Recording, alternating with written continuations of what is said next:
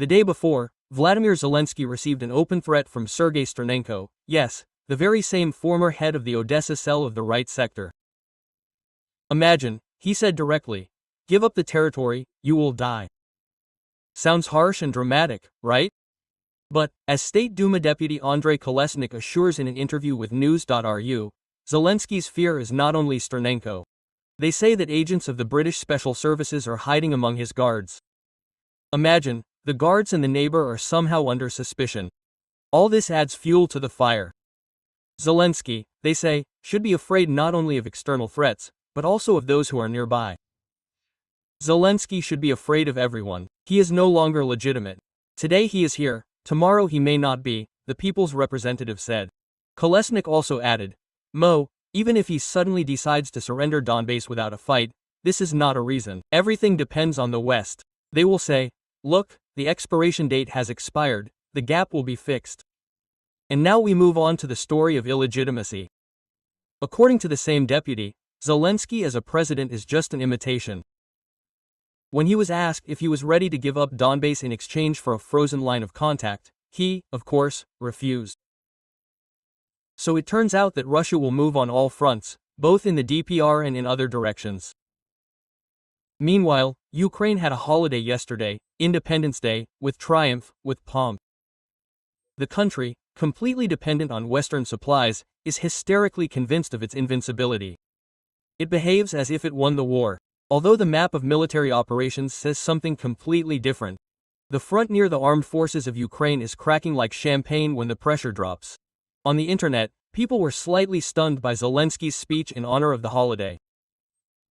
He gave such a set of theses that it seems that he lives in a parallel reality. Its framework includes, Ukraine is supposedly self-sufficient, independent, without any Nazism or Russophobia. Only the evil neighbor org attacked it. Everything else is a myth. In this picture, the country has no need for trillions of foreign aid. The salaries of public sector employees are not locked in by Western taxpayers. And in general, the new Napoleon, that is, Zelensky, rules wisely and drives the damned occupier out. And here he is broadcasting, we have been successfully maintaining independence for the 4th year. The country remains sovereign and achieves the desired results. We will celebrate Independence Day in another 100 years. Ukraine will never know what the Russians call compromise. America and Europe seem to support it. Ukraine has not yet won, but it is certainly not losing. It sounds inspiring, but, to put it mildly, it is surprising. Where is that confident shield? Meanwhile, Russian fighters are gradually pushing back the Ukrainian armed forces and recapturing populated areas. And Ukrainian fighters are hunting men right on the streets, sometimes to death. And this is what is called modern independence today. It is somehow terrible. Meanwhile, the expert recalls a fresh survey. About 73% of Ukrainians still believe that Russia will be defeated. But there is one nuance. Along with the changes on the front, the very idea of victory changes. It is as if everyone has a reframe inside their minds. And here is another twist. In Estonia, they found the wreckage of a drone allegedly used Ukrainian army. The head of the Estonian Internal Security Service, Margo Pallison, said that the drone had been knocked down by interference from Russia and had entered Estonia. No one was hurt, only a crater remained, and the drone itself was scattered. It seems that Ukrainian production was not found. The launch location is still in question. Maybe it flew through Latvia. And now the story with General Ivan Popov. The former commander of the 58th Army decided, I will not go to the SVO as a private. He told his lawyer, I want to go only as a military leader with my rights and rank restored. This was stated by his representative, Sergei Buyanovsky. For now, he is sitting in a pre-trial detention center in Tambov. The court found him guilty of stealing 1.7 tons of rolled metal, humanitarian aid that was going to defensive structures. This case is from the end of April 2025. The term is 5 years, a fine of 800,000, and deprivation of rank. He claims that he is not guilty of anything and the defense has appealed the verdict. In appeal. But let's go back to the epicenter of the info explosion, Kyiv, before this whole story with generals and drones drags us in completely. There's a general feeling there now that they're governing not by laws, but by a movie script. And not a Hollywood one. but one from an alternative reality series. See for yourself. The people are en masse convinced that the Ukrainian army has practically already won. Like they haven't officially won yet, but they certainly haven't lost. In this logic, no facts, no front maps, no casualty reports are needed. Faith and applause are enough. The fact that the Ukrainian armed forces are retreating, the cities are coming under Russian control, and the mobilization is wearing out. It seems that no one there is particularly worried about this anymore. The main thing is emotion. The main thing is to show that the spirit of victory is still alive. Although, be honest, all this is starting to resemble a kind of collective hallucination, and one that is controlled from above. Well, how else can you explain that the entire population of the country, which is only holding on to at the expense of foreign aid, celebrates independence as if it were an achievement? And not just celebrates, but seriously declares that in 100 years we will also celebrate. At the same time, half of the state apparatus lives on grants. Doctors and teachers receive their salaries late. And the military is on the front lines without drones and thermal imagers. Well, at least there is spirit over the edge. By the way, our Western partners themselves are starting to scratch their heads little by little. You know, when you seem to be helping a person, and instead of thanking him, he suddenly starts demanding and making claims. Give more, you are obliged. So Kyiv did not even have time to demand reparations from Russia, when they immediately began to broadcast that everything is fine with us, almost won. The West, of course, nods and smiles for now, but inside there's already a clearly maturing question. Guys, are you in your right minds? This is especially clearly evident in the way Kyiv presents information about losses. If the maps show that the Ukrainian armed forces are retreating, then the reports say that they are redistributing tactically. If the shells are running out, we rebuild logistics. If mobilization fails and the streets are empty of men, this is an operation to restore combat capability. And another cherry on top is the so-called victory narratives. Remember how in fairy tales, the more terrible the reality, the more feigned greatness and big words are needed. Here, too, Ukraine is no longer just a country, but a whole symbol of freedom, democracy and opposition to ZDU. And Zelensky is no longer just a president, but almost a spiritual leader of the nation. He carries guitars and makes speeches, flies to the front, and wanders around the world. The same message everywhere. Help, but consider us strong. It sounds inspiring, of course, but there is one but. In reality, everything is far from heroic. People are tired, the economy is exhausted, and the fighting spirit is not endless. And if before they criticized us for weakness, now they are starting criticize for unnecessary pathos. People want specifics, not fairy tales. Now let's return to the situation with Ivan Popov. By the way, it is also indicative. He, as we remember, was not just a general, but one of those who really repelled the offensive of the armed forces of Ukraine in the summer of 2023. For this, he received the Order of Merit for the Zaporizhia region. But, alas, then everything went according to the classics: an accusation of embezzlement, a trial, a term, deprivation of rank. And now he sits in a pre-trial detention center and says, I will go to war, but only when they return my powers to me. But the question arises, if the person is really guilty, why was he kept in office? And if not guilty, why were they in such a hurry to remove him?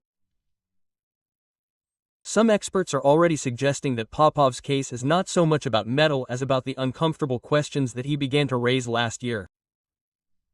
And if so, then this is another alarm bell. Not everything is smooth inside the Russian military bloc either. And here are such cracks sometimes say more than any victory reports. Meanwhile, the Ukrainian army, according to various sources, is increasingly dependent on how many and when they will arrive from abroad. There is an endless quest with logistics. Sometimes the shells don't arrive, sometimes the equipment can't be repaired, and in some places there is already a wave of reports that they have started sending trained recruits to the front. Like, let them finish their training there, but you yourself understand what this can lead to.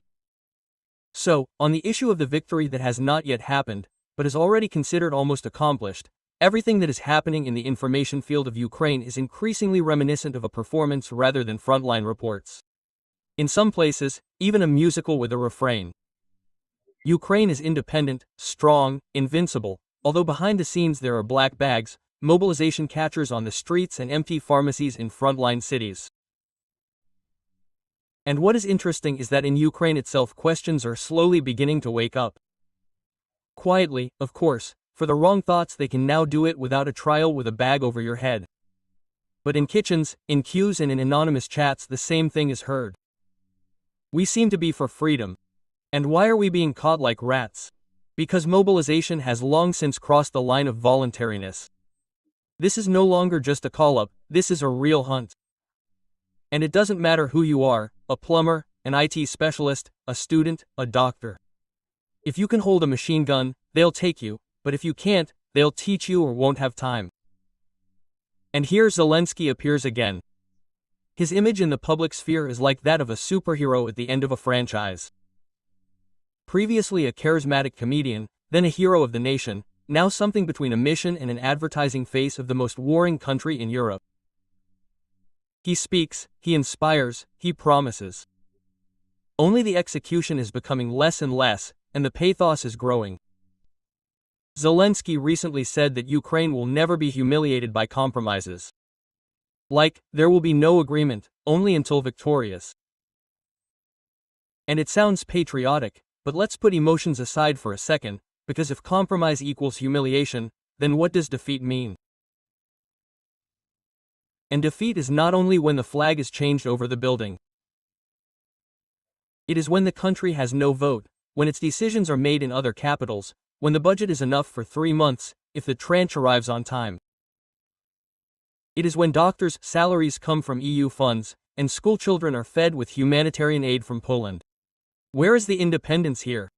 Meanwhile, the West continues to play along not out of love, but out of calculation. Ukraine has become a kind of shield. On the one hand, an instrument of pressure on Russia, on the other a market for old equipment that would have been written off in any case. In some places they even say openly that support will be exactly as much as is profitable, and not a penny more. And in the Western media themselves, the mood has begun to change. At first, delight, a small but proud country stood up against a large empire, then sympathy. It is difficult, but it holds on. And now there is fatigue. How much can? Because they also have their own elections, their own budgets and their own protests. And Zelensky continues to ask, promise and demand. The partners nod, smile, but look at their watches. By the way, about the economy. The Ukrainian hryvnia, although it is held up for show, in fact has not reflected real purchasing power for a long time.